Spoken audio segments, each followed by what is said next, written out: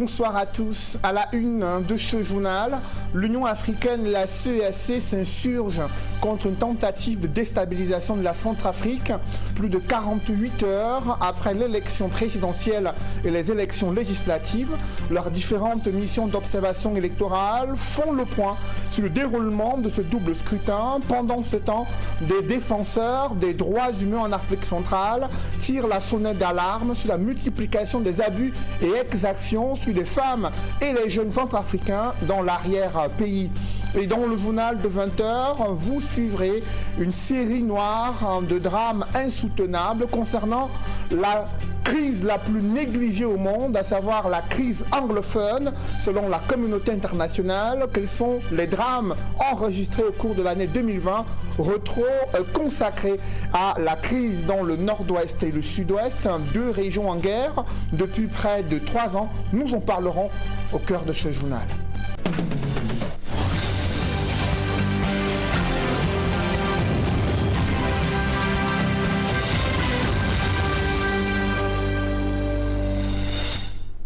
Merci de suivre cette édition complète de l'information sur Equinox Télévision.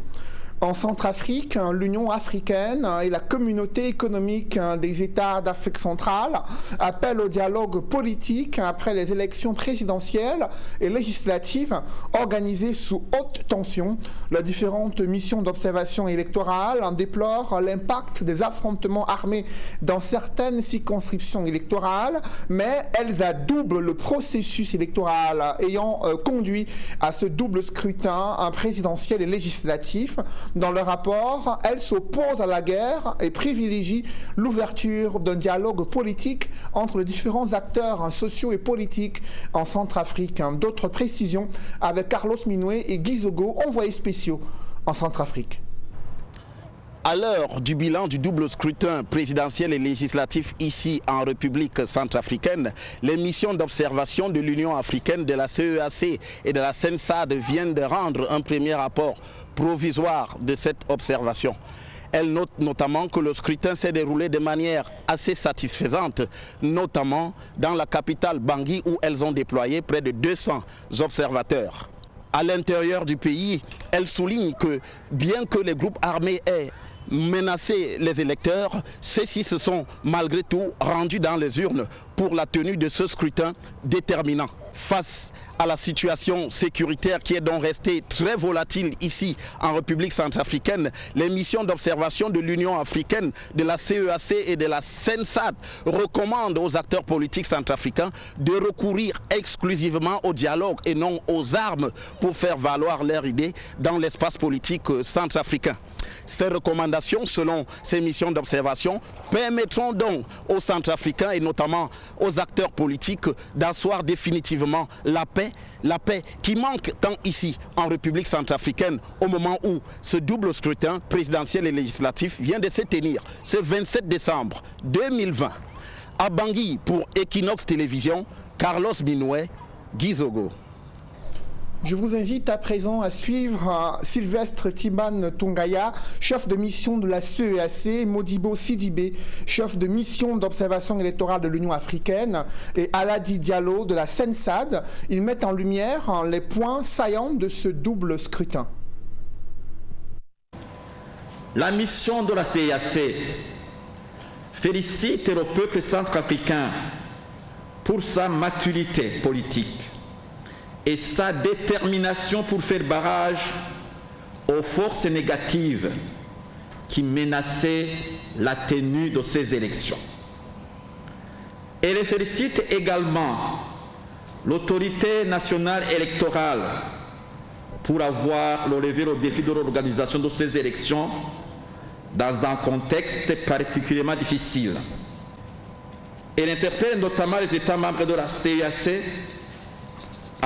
pour qu'ils expriment leur solidarité à la RCA, y compris par le déploiement de troupes armées, en vue notamment de l'aider à reconquérir son intégrité territoriale et à restaurer sa capacité à assurer efficacement et durablement sa propre sécurité, conformément aux conclusions de la 10e session extraordinaire de la conférence des chefs d'État et de gouvernement de la CEEAC tenue le 26 décembre 2020.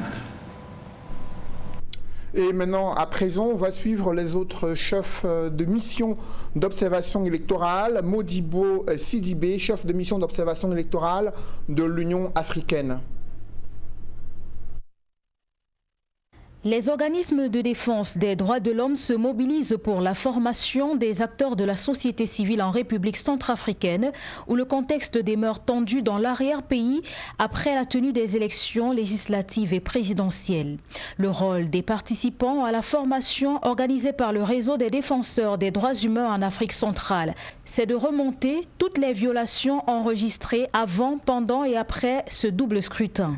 Leur rôle, c'est d'observer donc les différentes violations des droits de l'homme. Si après les résultats, est-ce que ces résultats sont contestés? Qu'est-ce qui se passe au niveau donc, de la ville, au niveau de l'ensemble du pays? Donc ils doivent nous dire est-ce qu'il y a eu des violations des droits de l'homme? Est-ce qu'il y a des contestations? Est-ce que ces contestations sont portées de manière légale au niveau des institutions? Est-ce que ce n'est pas le cas? Est-ce qu'il y a des empêchements? Donc c'est toutes ces informations dont on a besoin pour avoir donc la situation par rapport aux élections qui se sont tenues en République centrafricaine. Il est surtout question pour le REDAC de s'assurer de l'implémentation de la loi sur la protection des défenseurs. Les autorités de la RCA ont pris sur elles de protéger légalement les défenseurs.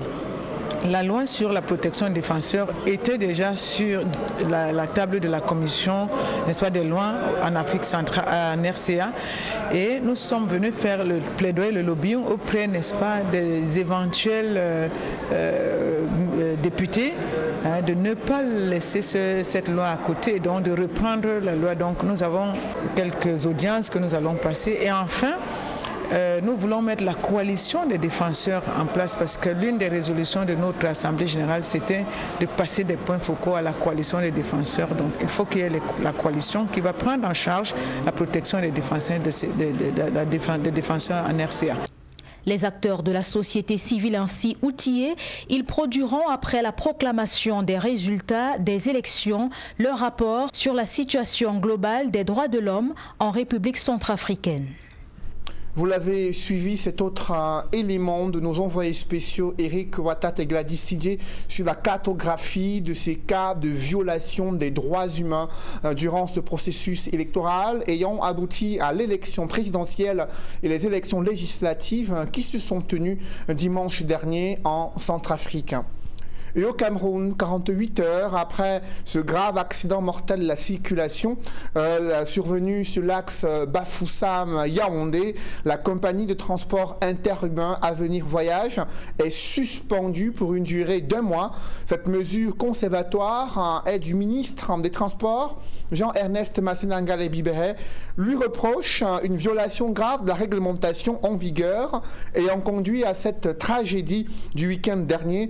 Le ministre fonde de sa décision sur les premières constatations faites par les forces de maintien de l'ordre. Celles-ci font état de manquements graves imputables à la compagnie Avenir Voyage et son bus impliqué dans le drame.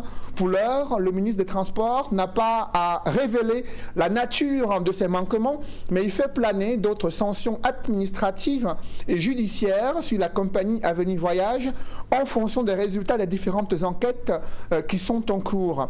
Jean-Ernest Massénangale Bibere insiste sur le respect scrupuleux du code de la route afin d'éviter pareille tragédie. Et suite au violent accident survenu au pont de Nomalé sur l'axe Bafoussam-Yaoundé, le président de la République adresse ses condoléances aux familles des victimes et ses souhaits de prompt rétablissement aux blessés. Dans un télégramme officiel, Paul Biya dit avoir instruit les autorités compétentes de prendre des mesures urgentes et appropriées pour secourir et soigner les accidentés et assister les familles durement éprouvées.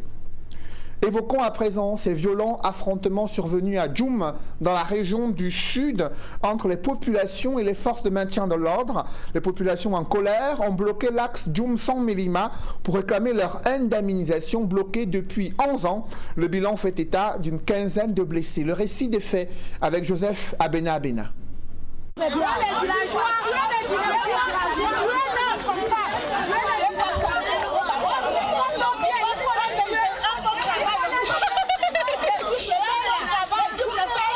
Jets de projectiles et gaz lacrymogènes, c'est le violent affrontement entre les populations de Djoum en colère et les forces mixtes, police, gendarmerie et militaires dans ce village appelé Kolafendek. Le bilan fait état d'une quinzaine de blessés. Les civils et les hommes en tenue, entre les civils et les hommes en tenue, les civils ne peuvent pas faire la guerre avec les hommes en tenue parce que les civils n'étaient pas armés.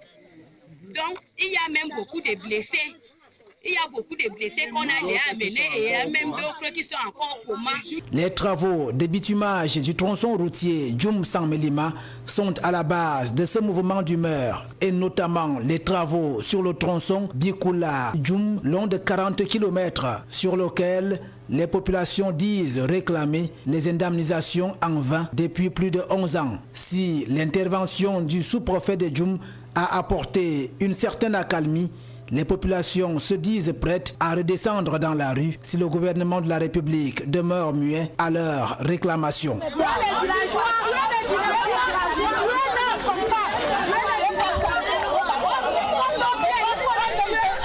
Sur le front de guerre à l'extrême nord, les multiples incursions des terroristes continuent de freiner la relance des activités économiques dans cette partie du Cameroun. Cela crée un énorme manque à gagner dans les caisses publiques. Les services des douanes, les transitaires et autres opérateurs économiques sont impactés négativement. C'est le constat que font Amadou Daïrou et Eric Fopoussi dans ce reportage. D'un côté, le Cameroun, et de l'autre, la République fédérale du Nigeria. Ce décor de savane, dans la région de l'extrême nord, assiste impuissant au ralentissement des activités économiques voilà bientôt 6 ans le long de la frontière entre les deux pays.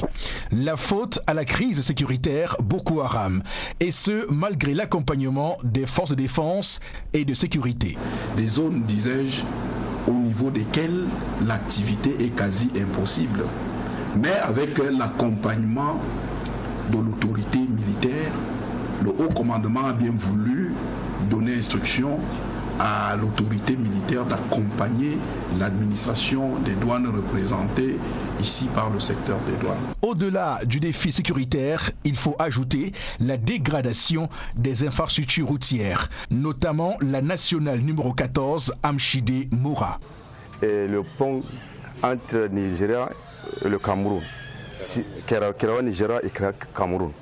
On voulait le pont pour que fasse qu'on travaille.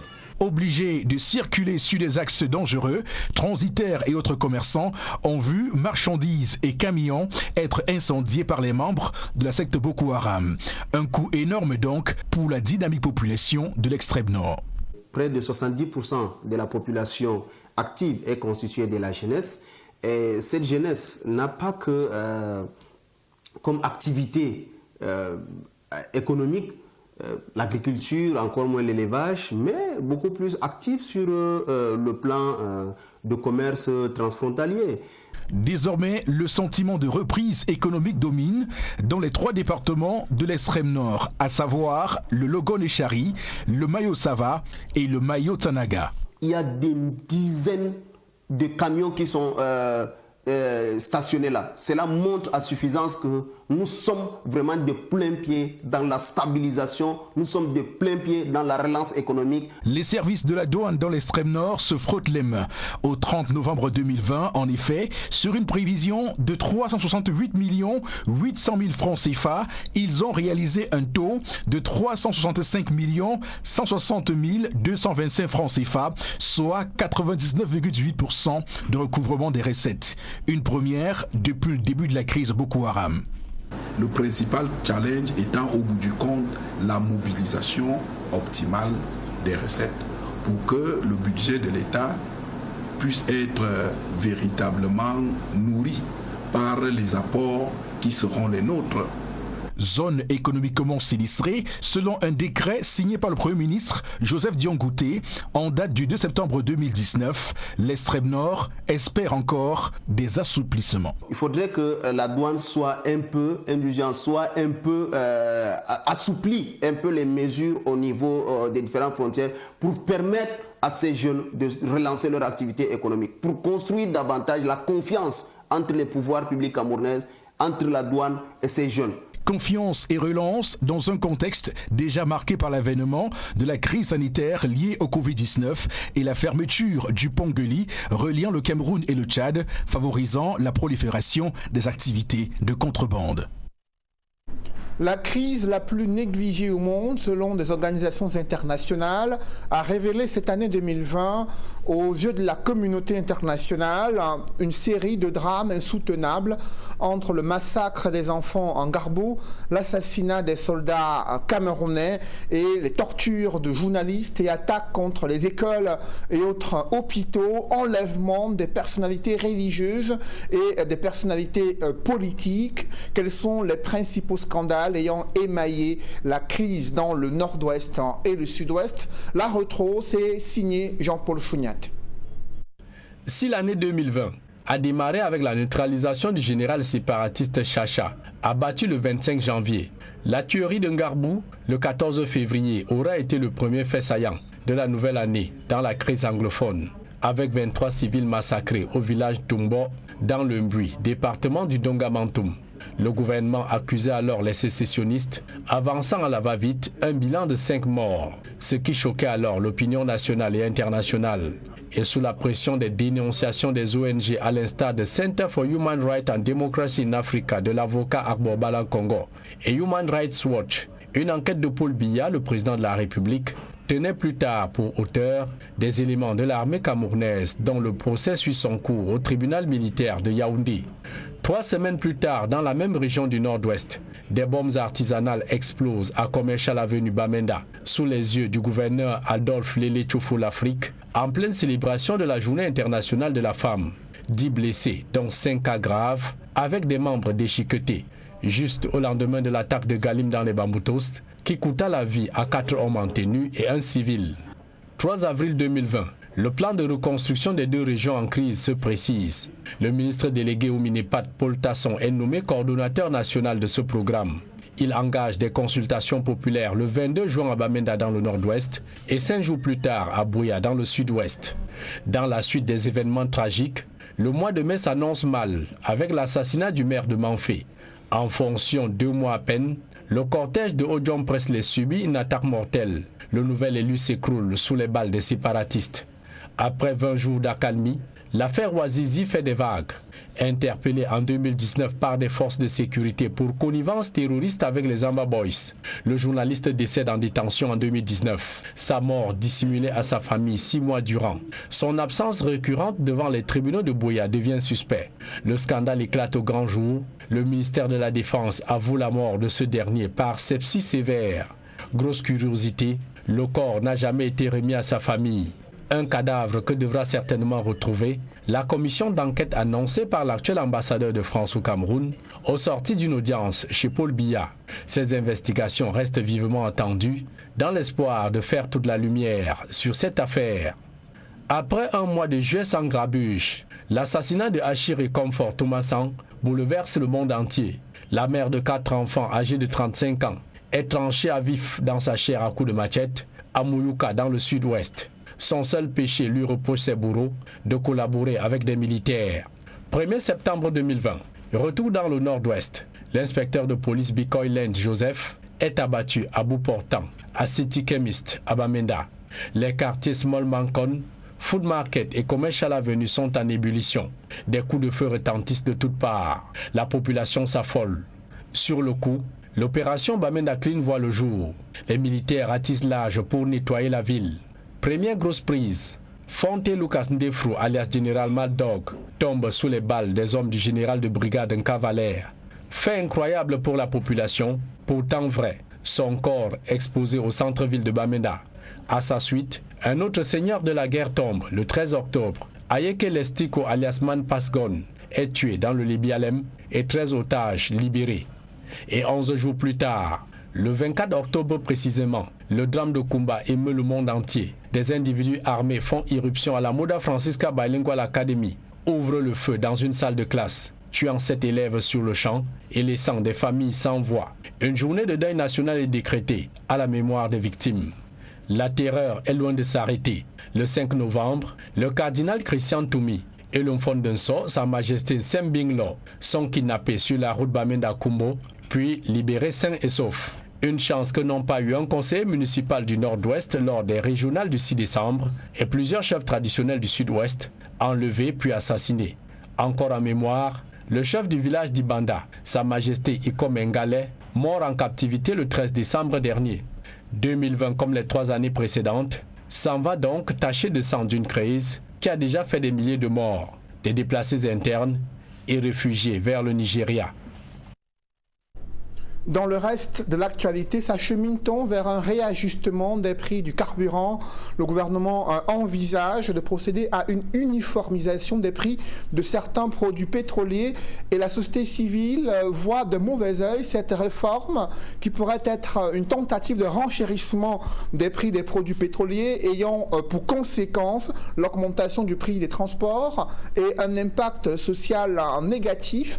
Des associations de défense des droits des consommateurs s'oppose à cette réforme envisagée par le gouvernement. Autre explication avec Steve Eboulet et Donald Brice Kamgan. La Caisse de stabilisation des prix des hydrocarbures parle d'une volonté d'uniformiser les prix. En clair, faire en sorte que du nord au sud, de l'est à l'ouest, le super, le gasoil ou le pétrole lampant coûte à peu près la même chose. Pour ce faire, la CSPH propose d'ajouter 7 francs CFA sur les prix en vigueur, confie les organisations de défense des droits des consommateurs ayant participé à une réunion avec l'entreprise le 10 décembre dernier. C'était une information. Vous savez, lorsque habituellement on nous appelle pour une information, c'est déjà une action, c'est même peut-être déjà une décision. Or, nous avons dit que nous devions mener des réflexions là-dessus et qu'on devait se prononcer dans les tout prochains jours.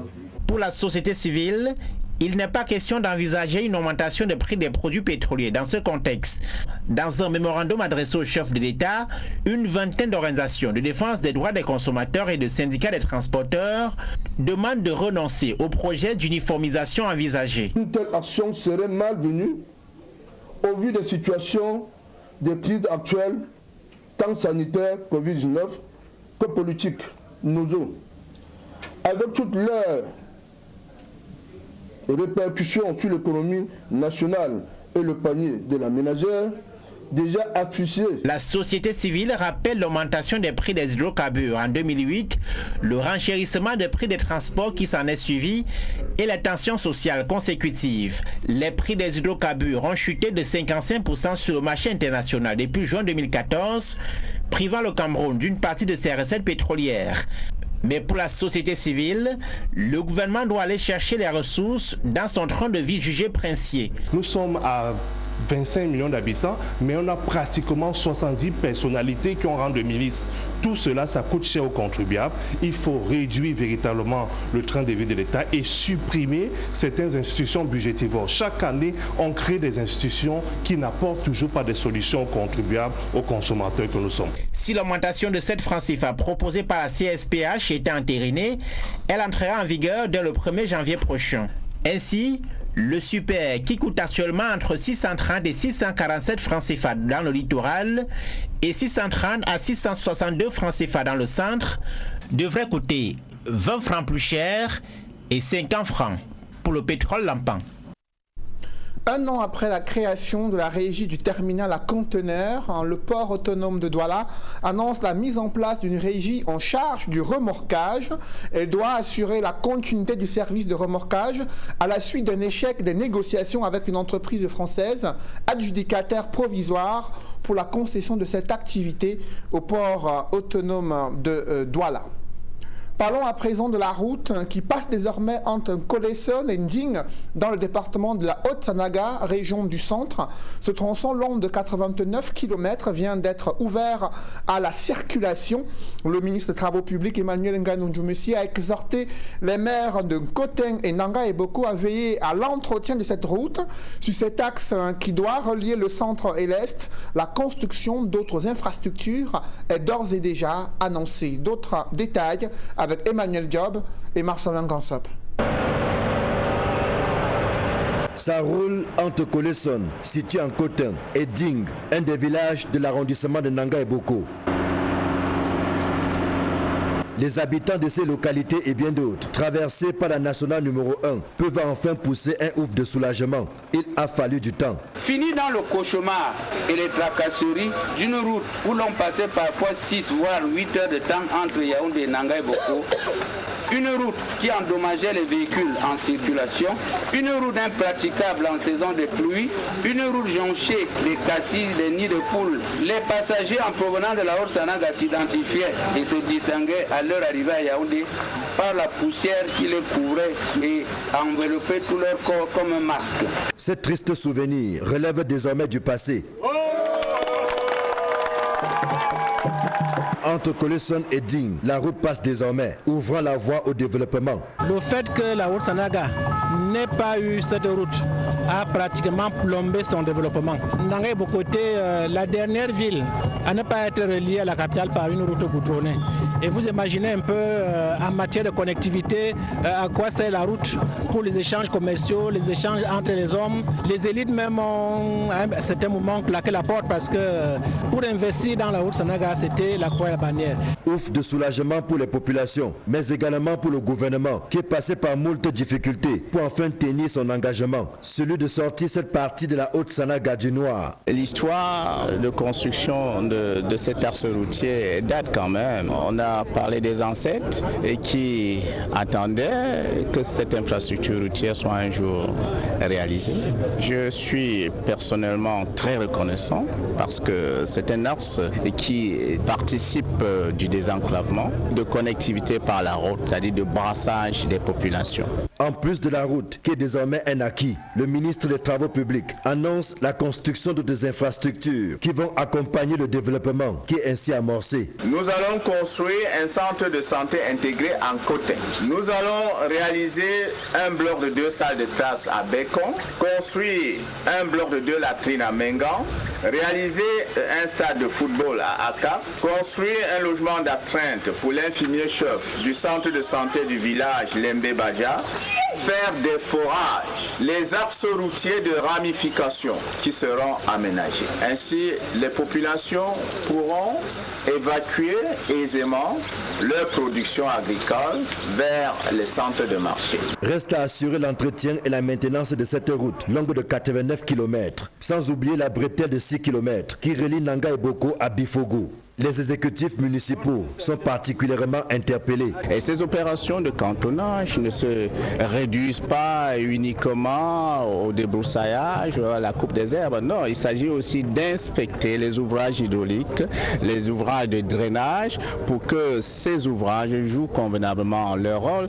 Le tronçon Colesson-Digne, qui a coûté environ 55 milliards, un financement exclusif du budget d'investissement public, fait partie du projet d'aménagement de la route Obala-Bachenga longue de 275 km. Les populations ont maintenant un vœu, c'est de voir les autres lots achevés également pour que Yaoundé soit relié à l'est à travers une route bitumée en bon état.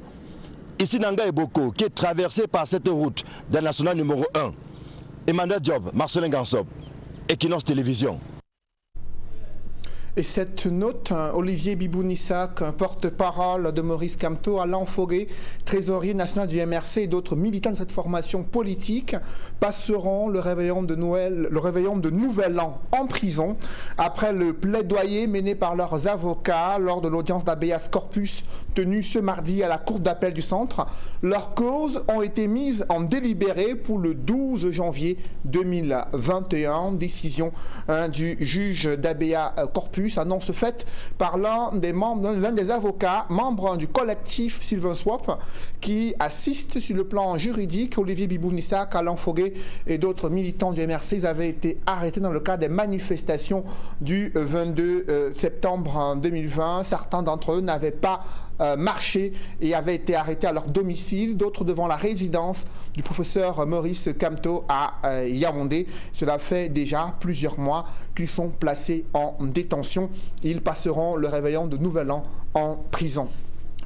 Parlons à présent du conseil municipal de Dibombari, là où le préfet du Mongo remonte les bretelles aux conseillers municipaux sur la violation, selon lui, des textes régissant l'exploitation des carrières. Il accuse également certains conseillers municipaux et d'autres d'être les auteurs de litiges fonciers dans l'arrondissement de Dibombari.